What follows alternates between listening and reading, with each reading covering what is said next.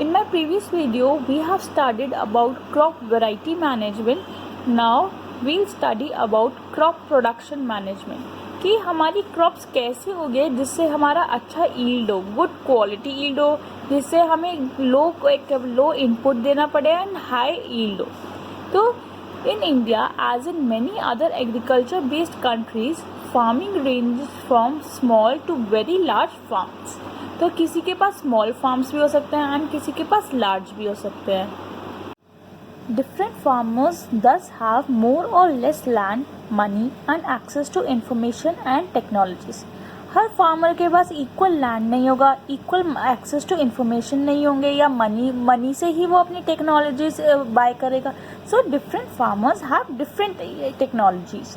It is the money or the financial conditions that allow farmers to take up different farming practices according to its convenience, and the money the farmer will buy all the products which are required in the field of agriculture. Farmers' purchasing capacity for inputs decide cropping system and production practices. Therefore, production practices can be at different levels. No cost production, low cost production and high cost production practices according to the farmer. So the practices include, first is nutrient management. So what all nutrients are to be supplied to the crops for the well-being of the plant. If the plant will grow properly, then only all the nutrients will be provided by the plants. So what are the nutrients? Like human beings, plants also need nutrients for its development. So they achieve these nutrients from air, water, soil. So these three are the only medium where nutrients can be supplied.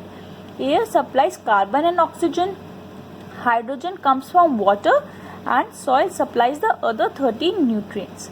Some nutrients which are required in large quantities are known as macronutrients, and which are required in small quantities are micronutrients. So micronutrients involve nitrogen, phosphorus, potassium, calcium, magnesium and sulfur, and micronutrients involve iron, manganese, boron, zinc, copper, molybdenum and chlorine. These all nutrients are required by the plant for its well-being and growth. So development of a plant will depend on the type of nutrients which are available and the amount quantity is required so that it grows properly. If there is a deficiency of these nutrients, the processes in plants including reproduction, growth and susceptibility to diseases will affect. To increase the yield, soil can be enriched by supplying these nutrients in the form of manure and fertilizers. So we have some questions on page 206.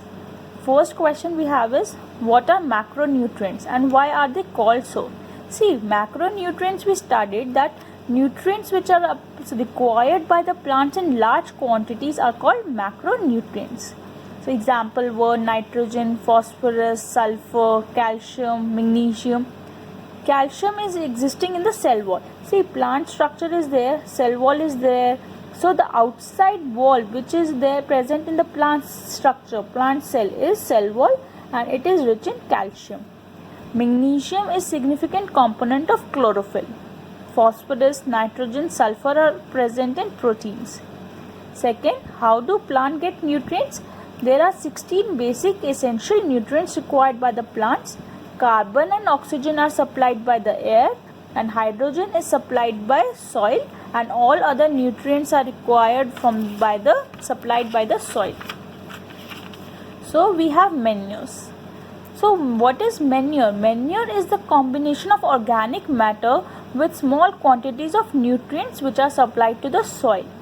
This is prepared by the decomposition of animal excreta and plant waste. So it is naturally prepared. No chemicals are used in the preparation of manure. So it increases soil fertility and is rich in organic nutrients. Bulk of organic matter in manure helps in improving the soil structure, which thus increases the water holding capacity in sandy soil, and in clay soil the large quantities of organic matter help in drainage and in avoiding water logging.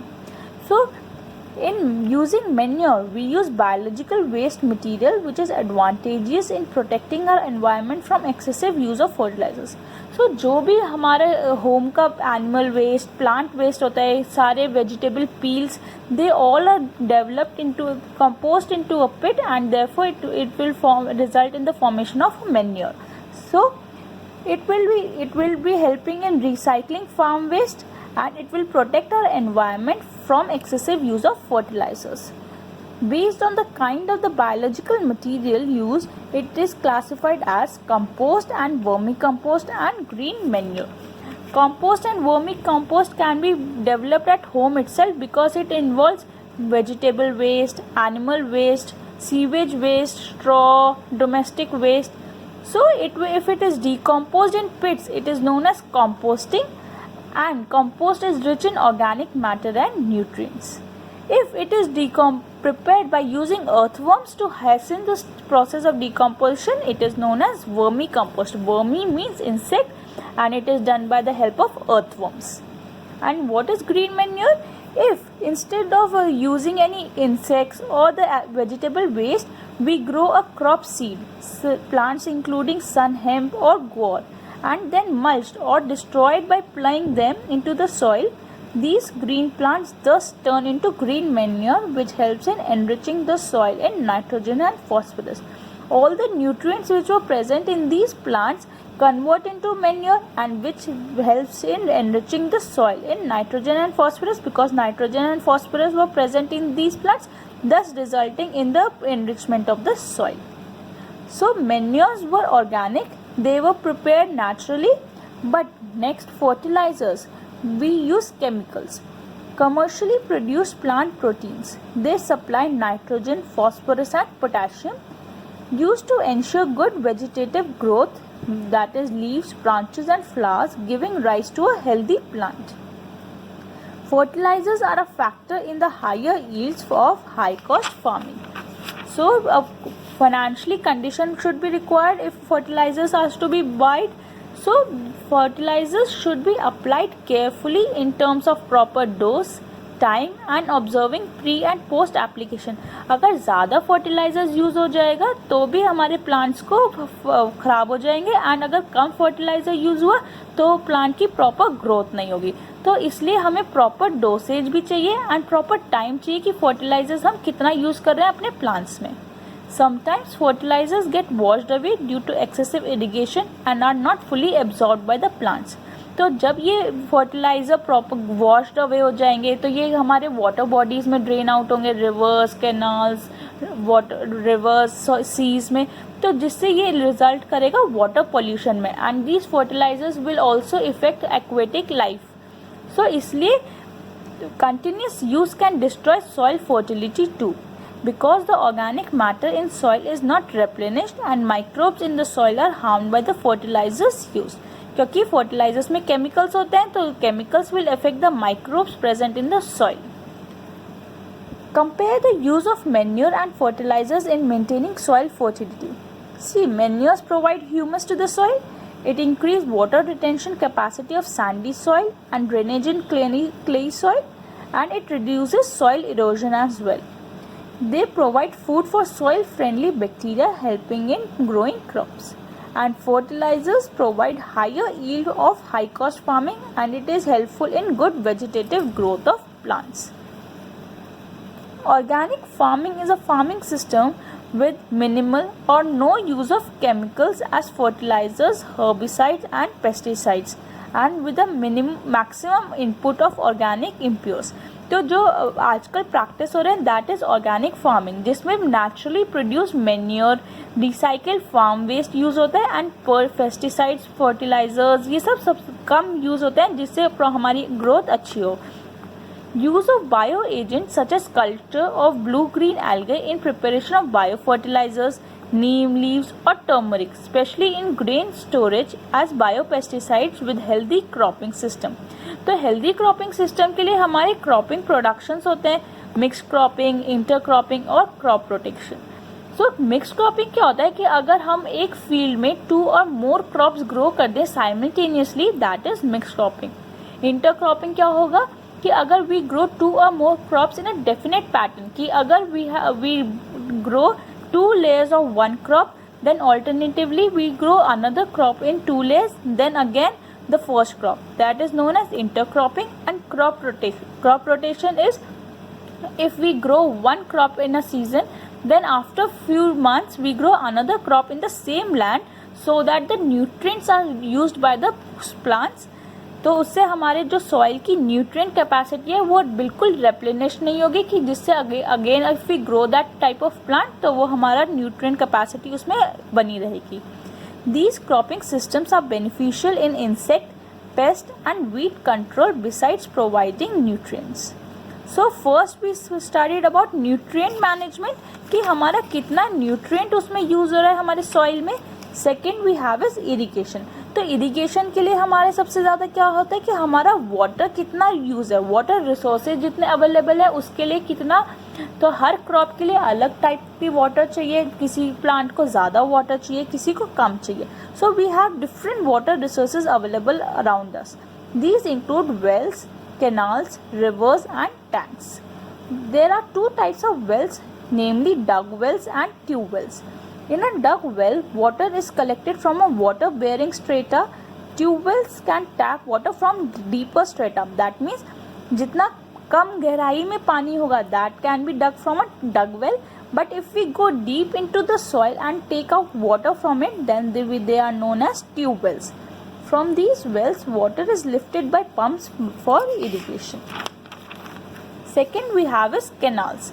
तो जो canals होते हैं उसमें water रिजर्वियर्स हमारे natural way से fill up हो जाता है, and they receive water from one or more reservoirs or from reverse.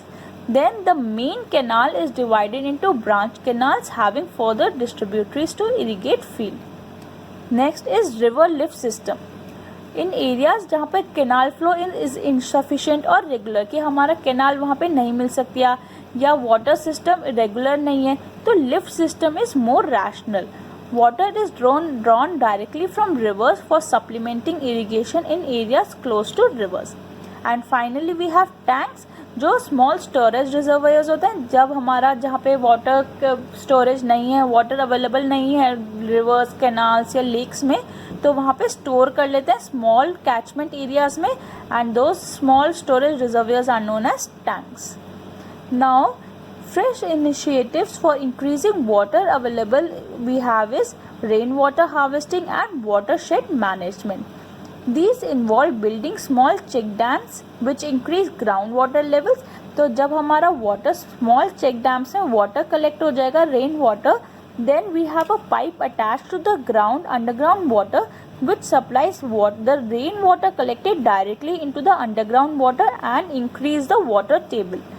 These check dams stop the rain water from flowing away, and अगर rain water flow away से हमारा stop हो जाएगा, that will also reduce soil erosion, because large amount of water soil में गया तो that can also cause soil erosion.